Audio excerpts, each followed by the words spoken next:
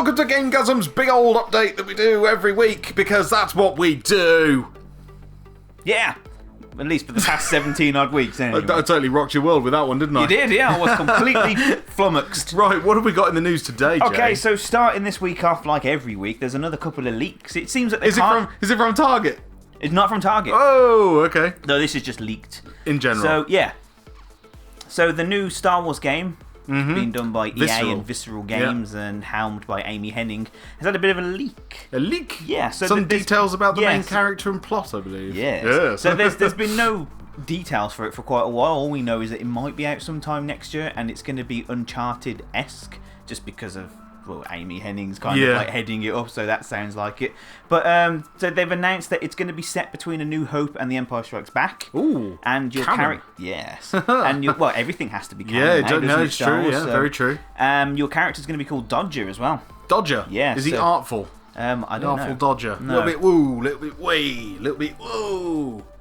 Probably not. But he's from Alderaan, and he's dodging the Imperials at the moment, working for Jabba the Hutt to get enough money to bribe the Imperials to get off his tail. Wow, that sounds cool. Yeah, I like he's going to be kind of like a Nathan Drake-esque character. Apparently, he's going to be that. He's going to be that a scoundrel. Yeah, right. And he's a blaster and like a grappling hook. That kind of gives you an idea what the combat's going to be like. That sounds cool. But no, it's shaping up quite nicely. More details on that soon, I am sure. Yeah. What else we got, Jay? And the other leak was Shadow of Tomb Raider. So Shadow of Tomb Raider. Shadow of the Tomb Raider. Yeah, okay, I've not heard of that. No, this leaked last year when someone on the tube looked at someone's open laptop and saw the logo.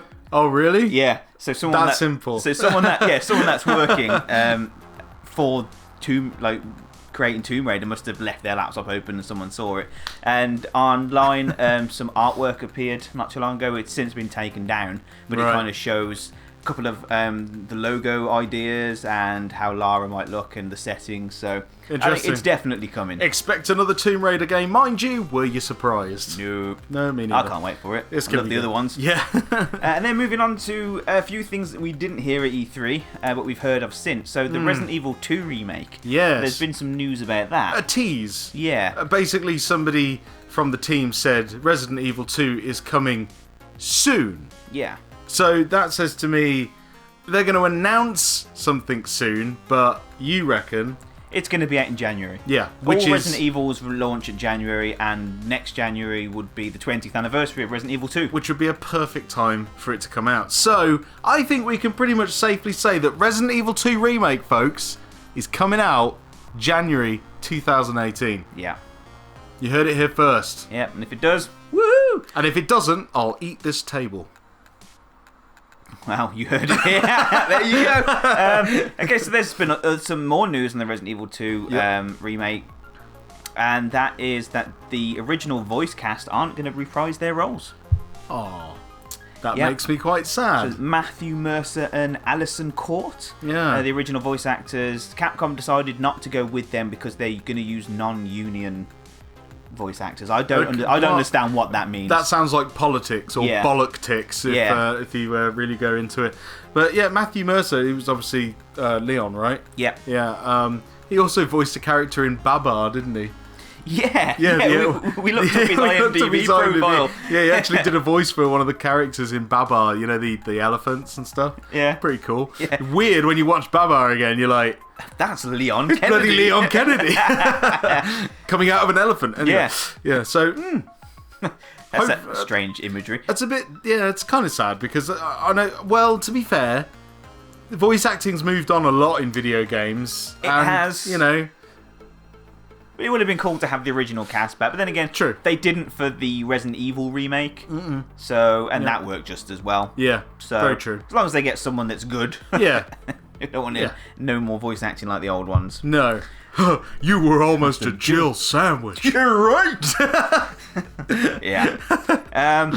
So, other news, Sega have an Android and iOS app out now, and it's basically 20 years worth of games that you can download and play on your phone for free.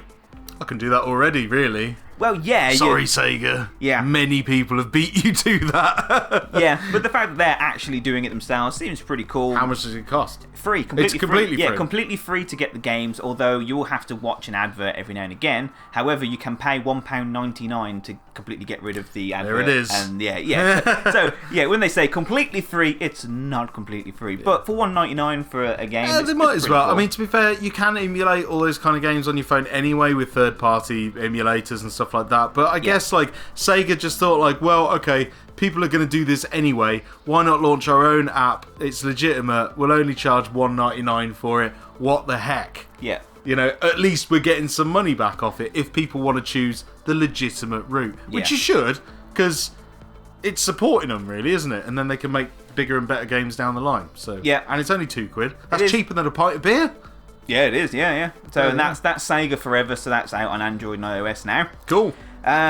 Anthem, EA have come out, so going back to things that were announced at E3, we can go into a little bit more detail very quickly. And Anthem was very popular with a lot of people. Yeah, it was very popular, and it's been likened to Destiny for obvious reasons. Yep.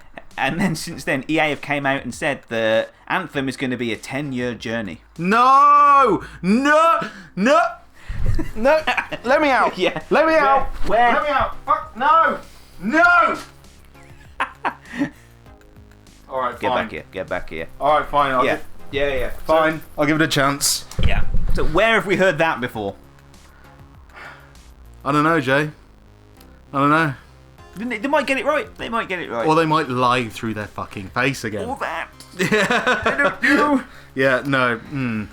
10-year plan. That just scares me. That just screams, no, I'm not going to follow you. I am not going to join you on that. No. Unless it's done right. Unless they actually nail what Destiny should have been and get it right.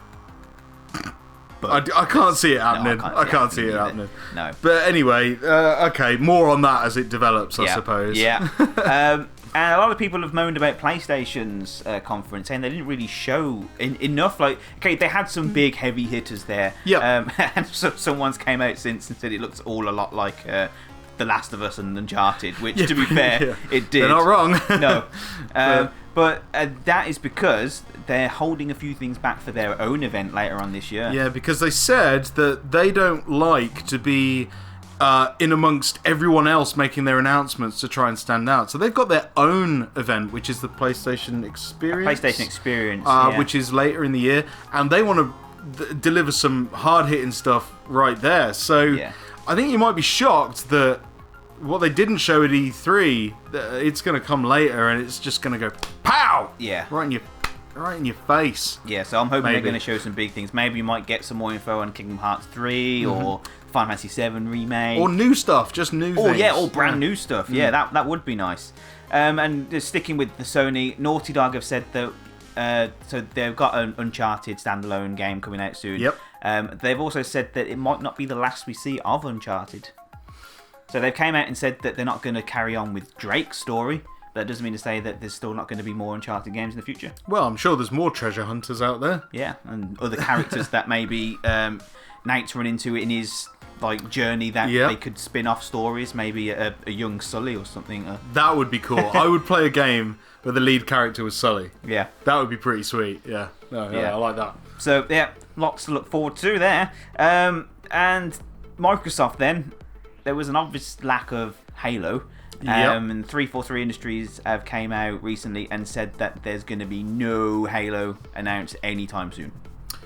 Nothing. No. Nothing at all. I think they're working on something, but who knows? They said that they can't go into the details of it, but don't expect an announcement soon. It's going to be Halo HoloLens. Yeah. That's what it's going to be. You can fight the Covenant in your living room with the eye thing.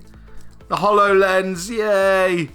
Yeah, which is the Xbox One X apparently can run VR, but they haven't announced any the VR thing. So whether they're going to make it compatible with the Oculus Vive and that, yeah, maybe, or make their own, or the HoloLens might just. I think they'd be a bit silly to make their own, if I'm honest. Everyone else has already done it. I think they should do away with making peripherals. You remember what happened to the last peripheral, right? Microsoft. What was that? You know that one? What was that called again? Project Natal. That one. Yeah. Begins with a K. Yeah. Crap. Yeah, so it'd be interesting to see what comes of that. But usually, if they're holding back stuff like that, especially Halo, they might actually be working on it, and it might be good. It might be amazing. I mean, hopefully, they realise that Halo 5 was a bit naff, and they make something good. Yeah, maybe. Yeah, fingers crossed. Yeah, I'm quite happy for them to actually work on something that can give us something good. Yes.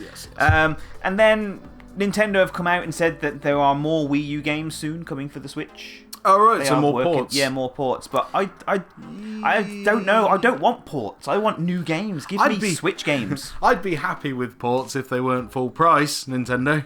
Or more than what they were originally. Yeah, for sure. Yeah, I think I bought Mario Kart 8 on the Wii U for £40, and then I rebought it on the Switch for $55 or something stupid like that. Yeah, I mean, okay, guaranteed. With that one, you kind of got everything and then some. You did, but it's still like a 3-year-old game. Okay. Yeah, no, I think the point still stands.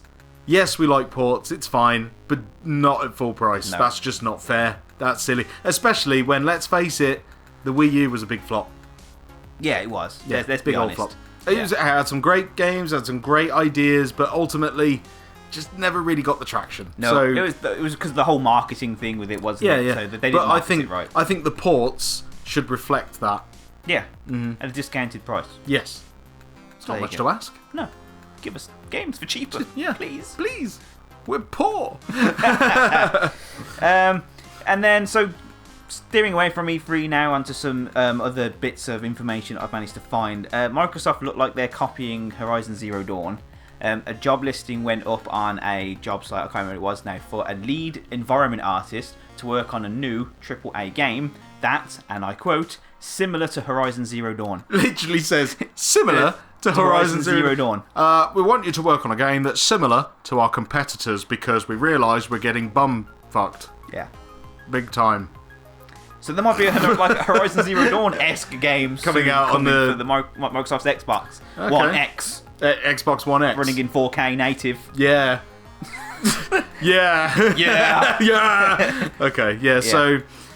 Well, that sounds interesting. Yeah. I'm not going to say that's a bad thing because Horizon Zero Dawn was incredible, and especially if it's an in-house IP as well. Yeah, I'd love a new IP on the Xbox, something to actually make me play it. But to quote in the job title, that's like Horizon Zero Dawn. I think that's a little bit cheeky.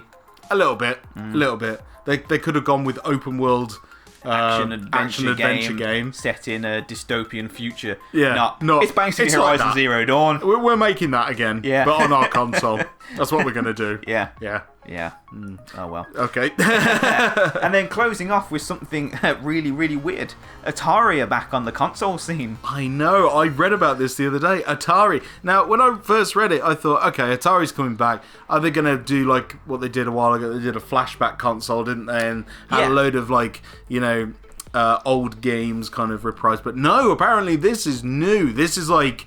They're throwing their hat into the ring, aren't they? They're stepping in. They only showed like a little teaser video that showed like wooden cladding and stuff like the old consoles looked. And then they came out and gave me wood. Yeah. Hey. Oh no. And then so it's called the AtariBox at the moment. Whether that's the name that's going to stick, I don't know. But it's based on PC technology.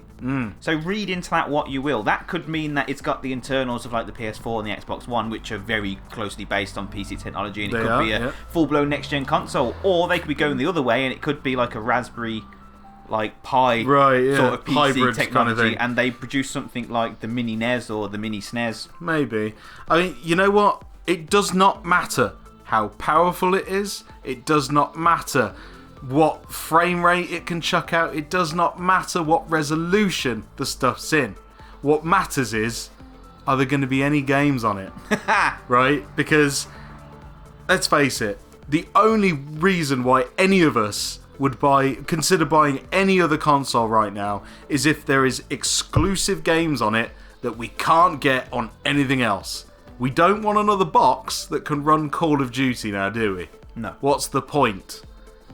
So if they bring out some good, solid Atari-only games that you can only play on this console that are literally some of the best games you've ever seen in your life, this console's going to fail. Yeah, I think so. But I'm looking forward to playing Asteroids in 4K.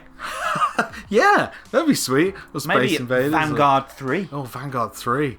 Yeah. Yeah. Yeah. Cool. Yeah, so yeah, Atari back. And Yeah. what do you guys think of that? Would you buy it?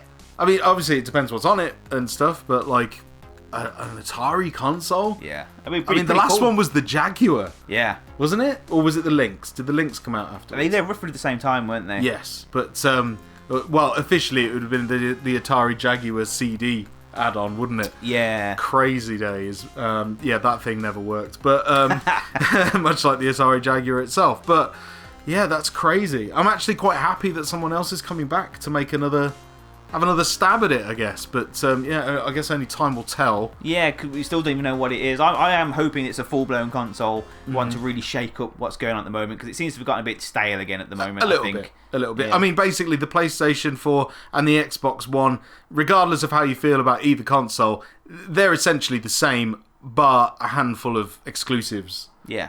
aren't they?